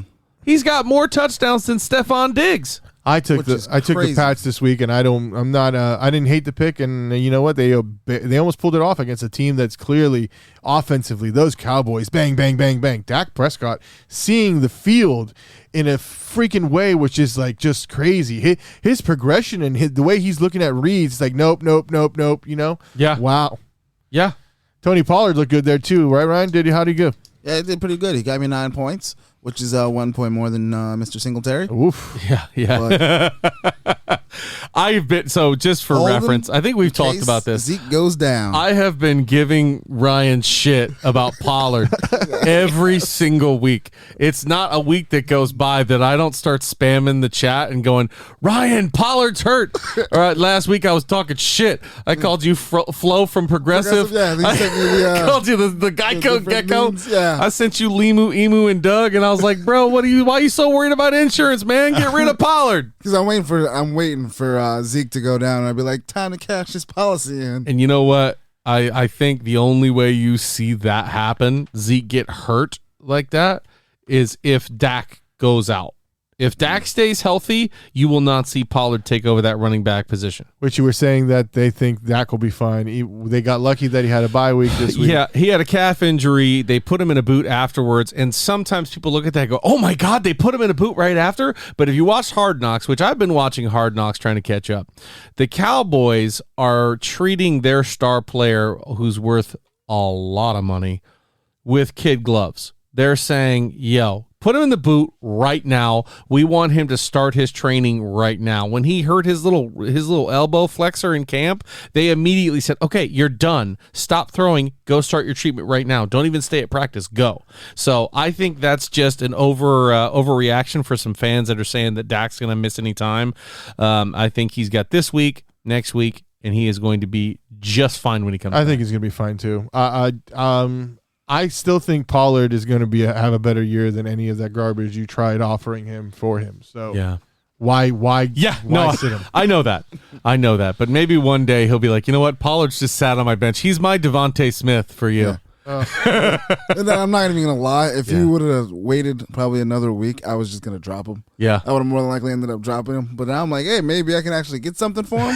And I'm like, and he's got Zeke too. So if Zeke goes down, price goes up, baby. That's right. If Zeke goes down, I'm going to have to trade you my team. I'm playing the long game. There you go. So let's get into, I think, was the best game of the week. Oh, you want to skip right Sunday night, Geno Smith versus Big Ben? Yeah, it was kind of a boring game to me. Okay. Najee looked great, though. Najee's a beast. Najee, if this was a keeper league right now, I would be having to pick really hard between Najee all day. And Najee. Najee all day. But Najee has had a lights-out year. Really glad I picked him up. Yeah, TJ Watt, what a game. TJ, go get that money, son. He's already got the money, and right now he's one of those classic examples where he's showing them why it was okay to stroke the check. And that's why it's so hard to pick against and for the Steelers, because they're like Jekyll and Hyde, man. It's like some weeks they're like, holy shit, why didn't you look this good in the beginning of the year? I want to tell you, when they didn't look good in the beginning of the year were those 2 games when Watt was not playing. That's a fact. When he is not playing, that team struggles mightily. But when he's in there, I mean, he's hard to deal with. This is going to be a big rivalry game this weekend. He's their new Troy Polamalu. Yeah. He is, for sure. That guy used to be everywhere, just like TJ Watt, and, just everywhere. Yeah. And then the Monday night game, which everybody has been talking and ranting and raving about. And I was not the only one that took Tennessee, because our Tennessee experts flip-flopped at the end, but I had them before anybody else did on this podcast. You did, and I got to say, we peer pressured Ryan into picking his own team. Yeah. And you did. Yeah. And then there was a point where I was going to, for the sake of the bet, just take the Bills. But I'm still going to stand by what I said, and I still do believe that the Titans' defense is not great. They played really good yesterday, but, I mean, we all know why the Titans won, and that's a fucking freak of nature named Derrick Henry. And a really stupid call by Doug Marrone. And this is why we always win. No, it was, what the heck is his name? It's not Doug Marrone. Who am I thinking of? You're thinking of the Panthers defensive coordinator and head coach. What's his name? Came out of the Eagles tree too. He was the Eagles defensive coordinator. What is the Bills head coach's name? It starts with an M. God damn, wow, dude. For is real? It not Marrone? No. Doug Marrone was at Jacksonville and he got fired last year. Oh man. Wow. And I feel like somebody's yelling at their radio right now. Yelling at us. You dumbasses. It's And now you're supposed to say the name right there, man. What the hell? All right, Google's going to come save our lives. But yeah, I thought Tennessee played a hell of a game. Can I say, I think at the beginning of the season, I was very, very hyped. Now, I kind of have some buyer's remorse. Sean McDermott. Damn it. I knew it started with an M. Yep, he came from the Eagles tree after Doug Johnson, Sure. the blitz expert, and then he went to Carolina, was a D coordinator, then got coached, got fired there, went to Buffalo, Yeah. and made the worst call ever. You take the points there and tie, right? What are you doing? That's what I was doing. I was really surprised that they went and not surprised that Tennessee stuffed them. You know what sucks is I was watching that game, and I was a little behind you guys as you guys are hitting in the chat. And for some reason, my TV just stopped. And so I didn't get to see the last 4 minutes of that football game. Dang. Does Derrick Henry survive a whole year with that much punishment? Yeah. Because Hey, he's carrying the Titans right now. Hey. It's either him or they're not going anywhere. Quick question. Did he survive 2020? Did he Yeah, survive but that's multiple 2019? years. No, I'm agreeing here with him. It's like, yeah, he's got a Bow big, to the king. he's got a really big workload, but now that they've got some people around him, yeah, I don't think he's going to go down from a major injury because people aren't chopping him really, really low. They're trying to make solid tackles. They're not going for his knees, and if they keep going up top, they're going to keep hitting the diamond and just making him better. And you got to catch the fastest running back of the season so far at 21.8 miles per hour. That run was Big silly. fella getting after it. As soon as I saw him break away through two safeties, I was like, "Oh my god!" I don't think he was that fast at Alabama. It's one of those things. I don't remember him running that watching fast. him. You'll see the play, and he's a banger, a bruiser. So you see him do what he does to people, hand out that stiff arm. But it almost seems like it's happening in slow motion, like the 299 yarders that he had. And it's like, man, that guy just ran the whole field, and that didn't seem very fast, but he was out of that. I'm gonna bring up a quote from Mike Evans because they used to talk shit about him saying he was a slow guy too. Yeah. And it's the same thing for Derrick Henry. It's the same answer because he would go, "You ever see somebody catch me from behind?" Facts. Thank you. It just doesn't happen. Those guys are fast enough to make it happen. They just look slower because they're big boys. Fantasy question for both of you regarding the wide receivers on the Titans. Are you buying or selling either Julio or Anthony Brown? I'm selling them both. I'm holding on to A.J. Brown. But I was going to say I have buyer's remorse on Julio. Yeah. Yeah, That what I was guy talking about. does not see. Last night, laughing, joking. Like I He said, did I exit the game with a hamstring injury. He That did. is He bad. did. He got that hurt. they're saying is pretty bad. He's not been what he was. Yeah, but it almost doesn't even seem like they're even trying to use him. Like they threw him 2 balls. Yeah. He had that freakish catch that bounced off your boy's helmet and then did what only Julio does. Yeah. And manages to catch that. But it just doesn't. He doesn't seem like he's as intense as he was when he was playing for Atlanta. Probably not. I mean, a lot of things have relaxed for him. He doesn't seem to have that same killer instinct that he had when he was in Atlanta. Yeah, and that's what I'm afraid of. Like, if I see that old Julio come back with A.J. Brown, I'm all for it. Yeah. I mean, right now it's almost like I'm just here waiting. Maybe I catch a ring. You do your thing, young fella, and A.J. Brown's just out there doing what he should be doing. Speaking of hamstring injuries, I don't want to go back on this too much. Richard Sherman out first drive of the game, and they say he's going to miss several weeks. The Bucs are in a tough spot with that and secondary. we need Murphy Bunting to come back, and they've already said Carlton Davis and Sherm are gone for a little while. Yeah, I just go to circle back. I agree. I think I'm selling Julio and Brown if I can get something in fantasy for value, like a backup running back or something. How about this? I had a friend that texted me today and was like, I had the first overall pick in this league for months, and I was going back and forth on Christian McCaffrey and Derrick Henry, and he went Christian McCaffrey first overall. Talk about buyer's remorse. And I said it when it happened. I said he just can't stay injured. He's an amazing talent, great talent, but his muscles are just not. He's just been injured too much these past couple of years, and it's just not worth the number 1 pick. I think it's because he was trying to do too much, and I think that the Carolina Panthers were trying to get everything they could out of him, and that was a lot for him and his body. Anyway, let's get going, and let's circle back here in a second and do our picks for next week. Yeah, I'm ready when you are. Yeah, let's do it. So we're going to take our last break of the day. We will see you guys in just a momento. And we're back talking about NFL Week 7. Gonna get our picks in, baby. The Bills, Cowboys, Jags, Vikings, Chargers, Steelers, all taking bye weeks. Man, so let's get into week it. hell this week for my fantasy team. It's rough, man. It's rough. I'm hurting bad. All my points are on bye. Yeah, mine too. My Chargers duo is on bye as well. Yeah. So, you want to just go down the line? Yeah, let's do it. Thursday night, Broncos, Browns. In Cleveland. I will take the Broncos. No Nick Chubb. No Kareem Hunt. No Is he out possible officially? Baker Yeah, Mayfield. they're both out. Possibly- Kareem Hunt could be 4 to 6 weeks. And that's on a good prognosis. His Yeah. calf is fucked. Point is, I'm taking Denver as well. I just think Cleveland right now. I've loved them all year, and they haven't really shown what I thought they were gonna do. So I gotta go with Denver, even though they disappointed me last week. I think Denver's gonna get the win. Yeah, too many injuries on the Browns. Give me Denver. I'm still sticking with Cleveland. Okay. I think they find a way. It'll be interesting if Mayfield is taking snaps at center. Then they might have a good chance. Panthers, Giants in New York. I'm thinking about taking the Panthers, not just here, but in my suicide league as well.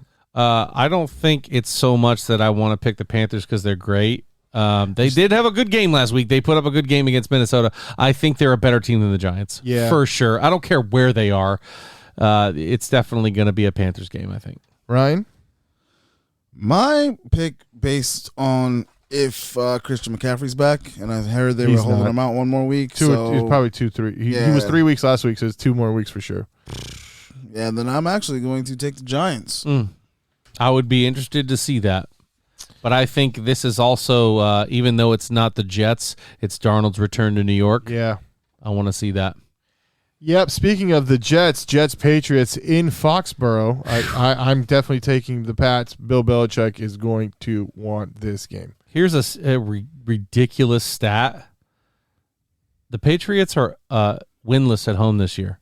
That's the first time that's happened, I think I saw, since 1973. They played a hell of a game last week. Hell of a game. Fuck. They've also played some freaking amazing teams at home. Yeah. So, yeah, give me Patriots all day. Mac Jones has given me no reason to doubt the Patriots will handle this game. Fucking kid's got ice water in his veins. Yeah. I'll take the Pats as well. Okay. But for their defense going up against Darnold, I don't have as much faith as you guys do in mac and cheese. You should, but all right. Chiefs, Titans. I got the Chiefs. I think the Chiefs are going to turn a corner. I think the Titans defense is going to be beat the fuck up after that Buffalo game. And I think the Chiefs are going to want to come out and win this game. Give me the Chiefs. I'm going to actually take my Titans. Don't think they're going to win, Wow. but they could. If that defense plays a little better like it did last week, and we don't leave Tyreek Hill wide ass open, the Chiefs can't stop anything, and they're damn sure not stopping Derrick Henry. That's true. That's my argument as well. I think this is in Tennessee. Kansas City has been very uncharacteristically struggling. Them having half of a game against the Washington football team is kind of an interesting sign. And I think it's like I said, I think before we turn this on, if Mo is with the Titans, I'm rolling with the Titans. And I agree. Derrick Henry's going to build off of what he's done, and I think the Titans are going to take that win. They're going to be missing their best corner in Fraley with an ACL injury. I still think the Chiefs are the Chiefs. And this could flip if this was in Kansas City. Oh, yeah. But it's in Tennessee. I think they're going to ride that wave. The Washington football team versus the Packers in Green Bay. In Lambeau. I'm going with the Pack. Go, Pack, go. Aaron Jones, Devontae Adams, Aaron Rodgers, I really don't need to hear more. Yeah, the Washington football team isn't going to be able to keep up with Rodgers and company as they keep scoring points. Because their big three, I think, is better than the Chiefs' big three right now. Yeah. I mean, Devontae's playing for a contract, you know. And he's better. I think he's better than Tyreek. I don't think he's playing for a contract. Well, he is. Sold. Like, that's in the bag. Somebody is paying him. Yeah. And, Aaron Jones and Dillard both are playing lights out. That defense is playing good. Yeah, I don't think Washington has enough firepower. Dillard. The Dillon. backup, Dylan. Oh, Oh, the big squatty kid, the backup running back from. They're both playing lights out. He's Green Bay. really good. I think Jones is the better threat, but yeah. You know, Aaron, it wouldn't hurt you to throw the ball to fucking Tanyan every now and again. But he's not going to do it. I know that because Tanyan was on my roster for weeks and weeks. And now he's on the waiver wire, guys. Pick him up. Pick him up if you need 1 or 2 points. He's also on mine. Are you taking the Packers, Ryan? Oh, absolutely. I'm pretty sure he owns the Washington football team, too.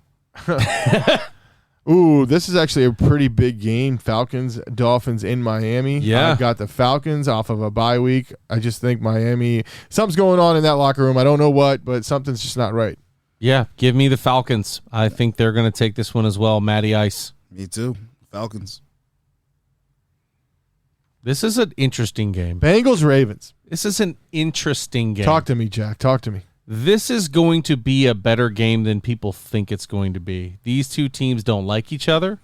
They're going to be fighting their asses off. I want to say that Cincinnati is going to win, but I can't. Oh, no. I can't. I just don't think their defense can keep up with Lamar for the first time.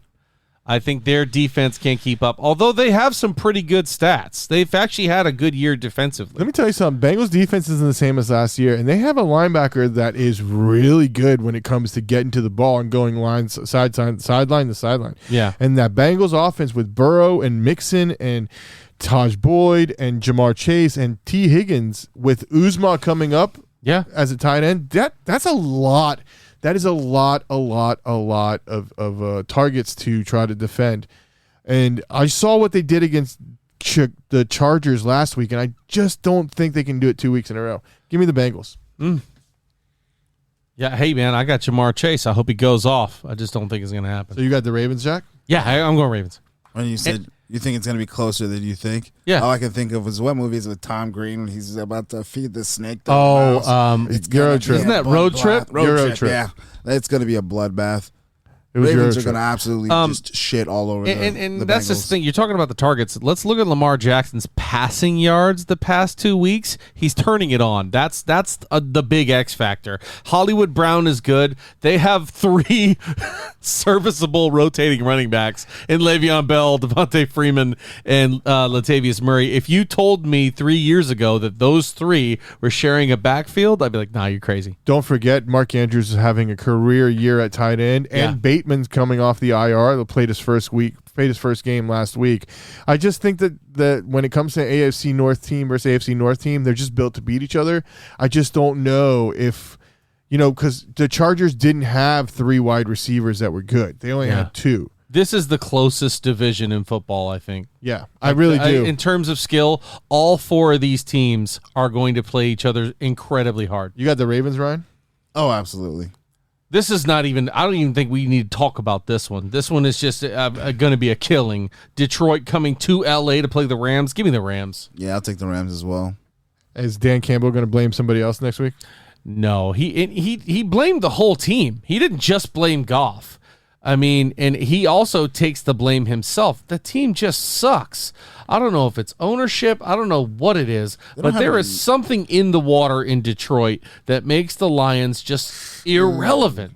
Something in the water? No, not good. I think they ran out of kneecaps to bite. That's what happened. They're actually over full on kneecaps. I really hope they don't get this LA Rams Stafford trade wrong. Getting 4 picks, 4 picks in the first 2 rounds, 2 years back to back from any team, regardless of if they're like 27 or 30, you're still talking about starter caliber. If you get that wrong as a Detroit Lions organization now, I don't know. By the way, I just want to say I think it's next week or the week after, big bet for the Cigar City Lions Eagles. Can't wait to talk to Cole McBride from the Fat Rabbit about that. All right. So I think we're all on the Rams. How about we got Philly versus the Raiders in Las Vegas? Taking the Raiders. Okay. Whoa. I don't know what just happened there, but all right. I am not taking the Raiders. I am taking the Philadelphia Eagles. That a boy. I think they are going to have a good game against the Raiders and be able to go down there and score. I think they are spurned after getting their asses whipped. The Birds are ready to do something, and I don't think the Raiders are going to be able to keep riding this high. Asses what? We only lost by 6. Let's not say asses whipped. That's not That's not what happened last week, but we're not talking about last week. We're talking about this week. Give me the Eagles. Jalen Hurts is going to want to prove to people that he can throw the ball. I still think we're going to get this running game going eventually. Even if we want to trade Miles Sanders, we need to get him to look good so that somebody will give us a third or fourth round pick for him. Give me the Eagles. The ramblings Sanders of was the man. The ramblings of a desperate man. Those 56 yards, man. Yeah. Let's see if they're a game changer this week. I remember that ridiculous stat that he put up against Derrick Henry at the beginning of this year. This guy. All right, let's get into this next one. This is another barn burner for the Cardinals. Texans Cardinals. Let me tell you something. The Texans have looked really shitty every week, and it's not going to get any different. The Cardinals are just going to roll. I'll say the Texans have a chance if the Cardinals don't set their alarm clocks and don't show up and are somehow ineligible. That's the only way they win. I want DeAndre Hopkins to score 100 touchdowns and just Oh my God! I didn't even think about that. every single time. Watch David Johnson ball out too. It's like David Johnson has 300 yards for the Texans. And now the severe beating. It's going to happen. This next one is a trap game for the Bucs normally.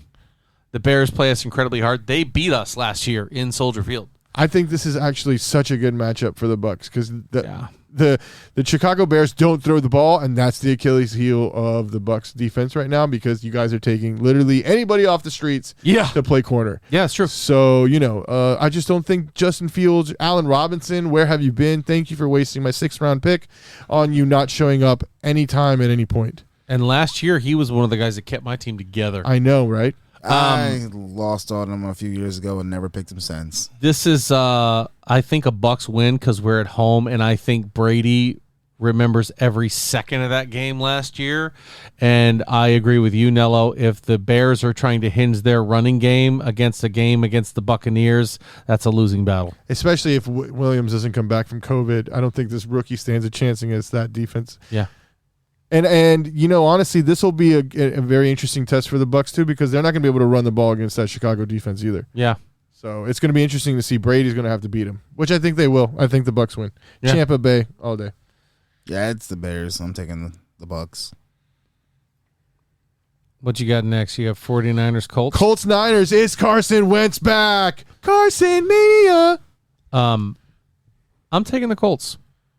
Same. I think James Taylor has been phenomenal this year.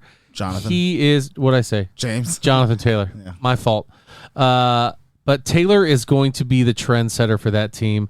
And if they establish that run against a very tough San Francisco front seven, then the Colts can win that game. After having hung in with the Ravens the way they did, I'm not going to sleep on the Colts. I think they're going to have a good game. If Wentz can stay efficient, they can win.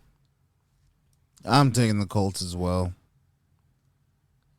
I didn't take the Colts. I took the 49ers. What am I saying? Oh, wow. Listening to his pitch, he almost sold me on it. God damn. I'm going to – wait, no, that's not right. I'm taking the 49ers. Wow. I know the Niners are coming off a bye week. I'll get on the Carson Wentz train. Carson Wentz numbers are really good this year. He's got better numbers than Jalen Hurts. Yeah. A lot of the Philly media has been going around saying, we made a mistake. We should have kept Carson, blah, blah, blah. No, that's not true. They win this week because the – T.Y.'s back. Michael Pittman's there. They still got Doyle. They still got Mo Alley Cox, and they have a good running game. I don't think Trey Lance nor Jimmy Garoppolo will be able to lead that team against a Colts defense that's actually playing defense again. Yeah. This is another tough one, I think. Saints, Seahawks, Monday Night Football. I'm taking the Saints. Taking the Saints over Geno Smith. Yeah. I'm taking the Saints because I hate seeing Sean Payton after a bye week. That guy's had 2 weeks to stop and think about you. The Saints defense, I think, is still a great defense. Give me the Saints. I don't think the Seahawks' Allen Collins is going to have a big game like he did against the Steelers defense. Yeah. It's going to be a harder defense to run on. I don't think Geno Smith threw any passes that were really over 15 to 20 yards. It was game changers, It was a lot of short passes. And I think the Seahawks were even lucky to be in that game against the Steelers. If TJ Watt can do that, what's the defensive end going to do for the Saints? Yeah. Jordan. You know what I mean? Cam Jordan, yeah. He's legitimate. And their middle linebacker is still really good. And I mean, they have Cameras, and he's a dual threat back. Kamara, yeah.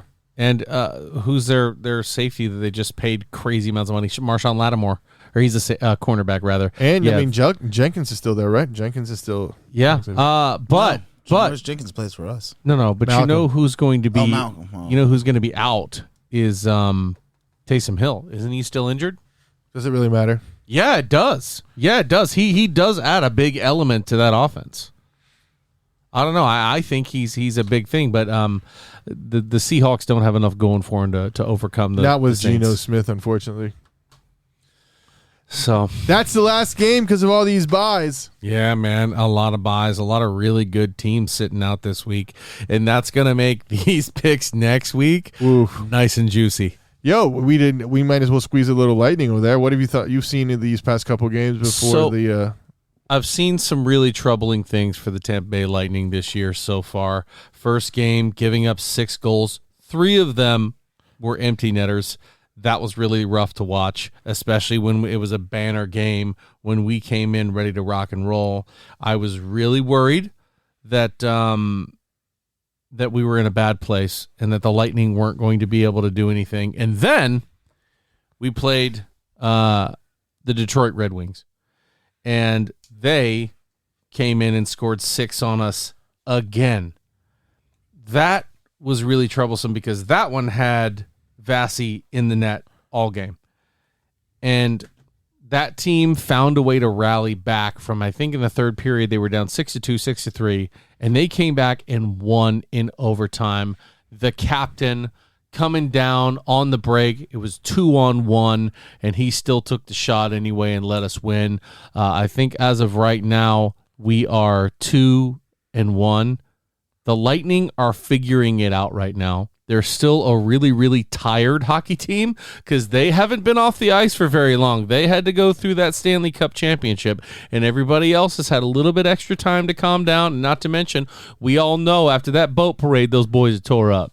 Yeah, and they're losing right now to the Panthers 1-0, which people said the Panthers this year were the team that they were most iffy about if the Lightning could get over. The Panthers were excellent last year. Yeah, we struggled with them in the Stanley Cup Finals. You booked them beating the Lightning. Right, I know. It's going to cost me shaving, so I can't wait. I'm excited. It's going to be interesting to see where they come. And as of right now, in hockey in general, scores have been relatively high in the beginning of the year. I know the Flyers scored 6 goals yesterday against the Kraken, but still they scored 6. No, that's saying something, man. They've got so much good talent on the Kraken right now. But they're struggling to find themselves as well. I think the Lightning are going to pick it up. They're going to stay the way they were. I'm not going to say that we're going to be a deep playoff run team. I don't know if any team in this modern day can do that 3 years in a row. But anyway, that's all I got to say. That's all we got for this week. Thank you so much for tuning in to the Cigar City Sports Podcast. We appreciate the hell out of you. Sound off on the Liberty game if you want to know what goes on. Or don't. Or don't say anything about Liberty because nobody cares about Liberty. Preferably don't. Bye, guys. Here's See the you funny next thing. week. When that kid is gone from Liberty, you're never going to hear Nello bring up Liberty ever again unless it's just being out of spite. He's not going to care. It's this one kid, and then Brian, like an asshole, went into the Facebook group and was like, no, Nello's right. That kid's actually got a lot of clout. And Nello has not shut the fuck up about Liberty ever since. Just saying. It's been unbearable. Oh, my God. Trayvon.